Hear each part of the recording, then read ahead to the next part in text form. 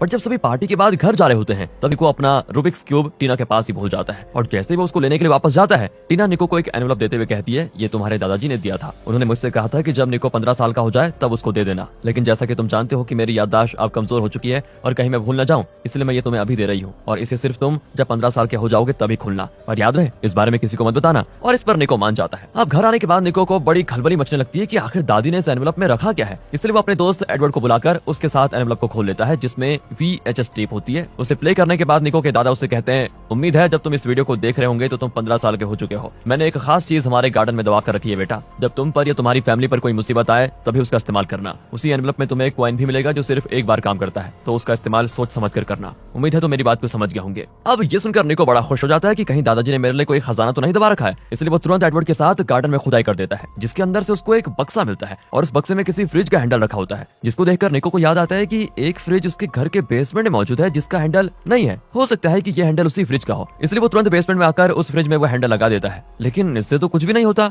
अब इस चीज से निको को लगता है कि दादाजी ने उसके साथ कोई प्रैंक कर दिया है। अब निको और एडवर्ड जैसे फ्रिज बंद करके बेसमेंट से बाहर आते हैं, उस फ्रिज से अजीब वेव्स निकलकर दूसरे प्लेनेट की तरफ बढ़ने लग जाती हैं, जो कि मार्कटब नाम का एक प्लेनेट होता है। वहाँ के लोगों को देखकर ऐसा लग रहा है कि मानो ये अभी भी 1950 के टाइम में जी रहे हैं। साथ ही निको के फ्रिज में हैंडल लगने से मार्कटब के लोगों को पृथ्वी की तरफ से सिग्नल मिलने लग जाता है, इसलिए मार्कटब की मिलिट्री स्पेस स्टेशन में सारे लोग काम पर लग जाते हैं और फेलिक्स नाम के एक आदमी को पोर्टल के जरिए पृथ्वी पर भेजा जाता है, जो उसी बेसमेंट वाली फ्रिज के जरिए निको के घर आता है। अब उसको देखकर ये सभी हैरान कि आखिर ये है कौन और हमारे घर में क्या कर रहा है। वो फ्लेक्स को धमकाकर वहां से भगाने की कोशिश करते हैं, लेकिन जब फ्लेक्स उन्हें किसी मेटल की चीजों को कंट्रोल करते हुए हवा में उड़ाकर दिखाता है तो इनके पसीने छूट जाते हैं कि ये आदमी है या फिर जादूगर। फ्लेक्स सभी से कहता है कि जिसने भी उस फ्रिज को एक्टिवेट किया है उसकी वजह से ही मैं यहाँ पर आया हुआ हूँ। ये फ्रिज एक कॉस्मिक डोर बन चुका है जो 2 अलग अलग डायमेंशंस को एक साथ जोड़ता है। आप लोगों को मेरी बातें समझ में नहीं आई होंगी, इसलिए मैं आप सबको अपनी डायमेंशन में लेकर जाना चाहता हूँ। इतना कहकर फ्लेक्स सभी को मार्कटब लेकर आ जाता है, जहाँ आकर निको और बाकी सभी बिल्कुल हैरान हो जाते हैं कि ये कैसी अजीब जगह है। ऐसा लग रहा है कि हम सच में पीछे आ गए हैं। इनके पास सारी आउटडेटेड चीजें होती हैं। तब वहाँ की एक साइंटिस्ट निको और उसके परिवार को मार्कटब के बारे में बताती है कि ये बिल्कुल पृथ्वी की तरह ही प्लेनेट है, लेकिन अलग डायमेंशन में है।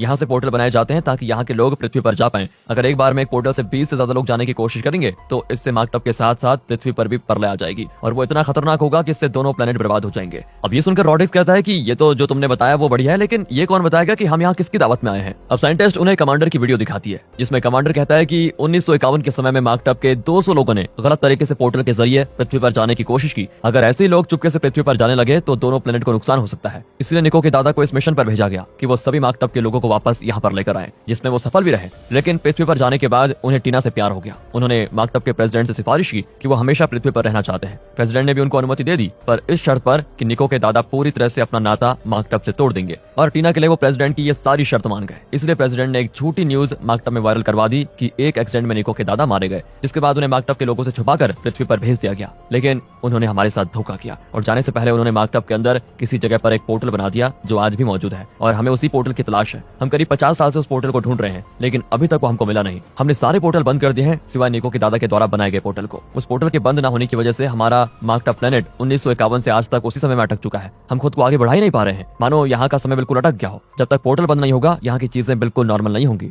लेकिन अब हमें उस फ्रिज के जरिए पता चल चुका है कि निको के दादा पृथ्वी पर कहाँ रहते थे। मुझे उम्मीद है कि अगर हमने वहाँ की तलाशी ली तो हमें उस पोर्टल के बारे में पता चल जाएगा जो पृथ्वी से मार्कटब को कनेक्ट करता है वही। उसके बाद उसे भी हमेशा के लिए बंद कर दिया जाएगा तो हमारे लिए बढ़िया रहेगा। अब ये सारी बात जानकर निको और उसका परिवार तो हैरान रह जाते हैं कि ये क्या क्या चीजें हो रही है। निको को तो ये जानकर भी हैरानी होती है कि दादा पृथ्वी से थे ही नहीं, जिसके बाद सभी को पृथ्वी पर वापस भेज दिया जाता है। जहाँ आने के बाद निको के परिवार में कुछ लोगों के पास तो अलग अलग सुपर पावर्स आ जाती हैं, जिसमें निको की छोटी बहन खुद को इनविजिबल बना सकती है। अब ये देखकर फिर से सभी हैरान, जिसके बाद फेलिक्स रॉड्रिक्स और उसकी पत्नी जूलिया को एक ब्रेसलेट देते हुए कहता है, जैसा कि तुम्हें पता चल गया होगा कि तुम्हारे परिवार वालों में कुछ के पास सुपर पावर्स आ चुकी हैं, तो उस पावर को तुम्हें पृथ्वी के लोगों से छुपा कर रखना होगा। ये पावर तुम्हें मार्कटब से यहाँ आने पर मिली है। अगर निको के दादा वाला पोर्टल बंद कर दिया गया तो तुम सब फिर से नॉर्मल हो जाओगे, लेकिन याद रहे ये चीज पृथ्वी वालों को पता नहीं चलनी चाहिए। अगर उन लोगों को तुम्हारे ऊपर शक हुआ तो तुम्हारा ब्रेसलेट हरे रंग का हो जाएगा और अगर तुम लोग सिचुएशन को संभालने में नाकामयाब रहे तो ये ब्रेसलेट नीले रंग का बदल जाएगा, जो कि तुम्हारी आखिरी वार्निंग होगी। अगर तब भी तुम लोगों ने कुछ नहीं किया तो ये ब्रेसलेट लाल हो जाएगा, यानी कि उसी टाइम तुम्हें हमेशा के लिए पृथ्वी से निकालकर मार्कटब में शिफ्ट कर दिया जाएगा ताकि कोई भी पृथ्वी वाला हमारे मार्कटब के बारे में जान ना पाए। अब ये सुनकर रॉड्रिक्स और जूलिया बिल्कुल हैरान। फ्लेक्स उनको एक राइफल भी देता है जो उन्हें डेविड नाम के आदमी से बचाने में मदद करेगा, क्योंकि डेविड के पिता को निको के दादाजी ने जेल में बंद करके मार दिया था, जिसका बदला डेविड अब इनके परिवार से ले सकता है। ये वार्निंग को देता है। साथ ही राइफल ट्रिगर से नहीं बल्कि दिमाग से चलती है।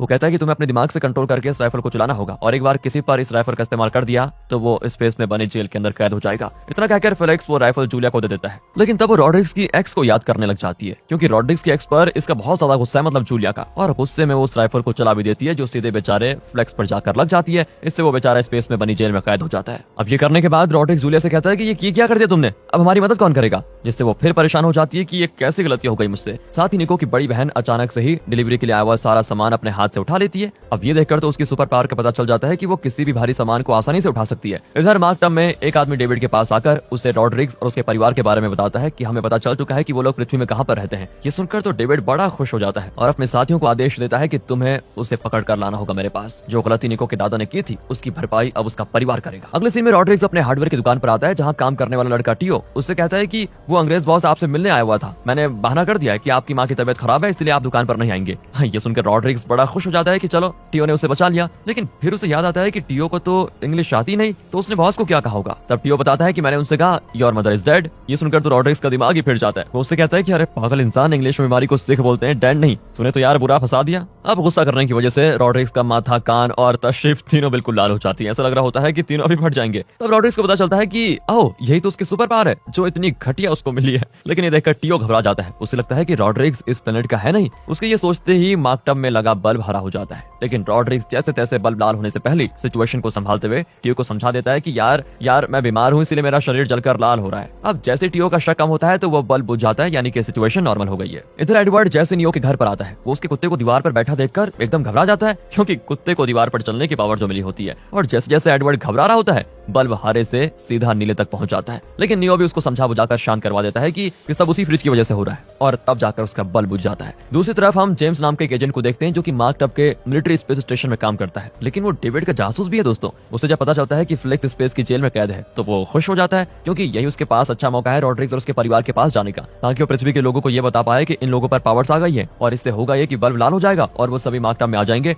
उसके बाद डेविड उन्हें अपने कब्जे में लेकर उनको सजा दे पाएगा। इधर घर पर टीना की भी सुपर पावर्स जाग जाती है, क्योंकि वो निको की दादा की पत्नी थी ना, और सभी की पावर जगने की वजह से उसकी भी पावर जाग जाती है। उसे ऐसी पावर मिली होती है कि वो हवा में फ्लोट करने लग जाती है, मानो उसके लिए पृथ्वी नहीं बल्कि चांद है, जहाँ पर ग्रेविटी नहीं है। अब अगले सीन में निको और एडवर्ड उस फ्रिज के पास आते हैं, जहाँ उनको कॉइन लगाने की एक जगह दिखाई देती है। ये देखकर उन्हें याद आता है कि निको के दादा ने उस वीडियो में कहा था ये कॉइन सिर्फ एक बार काम करेगा, और जैसे ही वो उस कॉइन को फ्रिज में लगाते हैं वो दोनों वहाँ से मार्क टब में मौजूद एक यूनिवर्सिटी के लड़कियों की बाथरूम में पहुंच जाते हैं। यानी कि वही पोर्टल है जिसका मार्क टब के लोग इतने सालों से ढूंढ रहे थे, और इस पोर्टल को निको के दादा ने लड़कियों के बाथरूम में बनाकर रखा है, ताकि अगर पृथ्वी पर निको और उसके परिवार पर कोई मुसीबत आए तो वो इस पोर्टल के जरिए मार्क टब में जाकर खुद की जान बचा सकते हैं। अब इसके बाद निको की छोटी बहन फ्रिज से वो कॉइन निकाल लेती है, जिससे निको और एडवर्ड दोनों वापस पृथ्वी पर आ जाते हैं। इधर जेम्स साइंटिस्ट को बेहोश करके पोर्टल के जरिए पृथ्वी पर आ जाता है, जिसको देखकर रॉड्रिग्स और बाकी हैरान हो जाते हैं कि अब ये कौन आ गया। जेम्स उनसे कहता है कि मैं फेलिक्स की जगह पर यहाँ पर आया हूँ ताकि आप लोगों की मदद कर पाऊँ। फेलिक्स बेचारा तो मारा गया, मैं उसका अंतिम संस्कार करके आ रहा हूँ। बेचारे की हाइट छोटी होने की वजह से उसकी अस्थियों को चॉकलेट की थैली में डालना पड़ा, क्योंकि वो बहुत थोड़ी सी थी। अब ये सुनकर सभी उदास हो जाते हैं। जेम्स आगे कहता है कि हमने निको के दादा का पोर्टल ढूंढ लिया है और जल्दी हम उसको बंद भी कर लेंगे,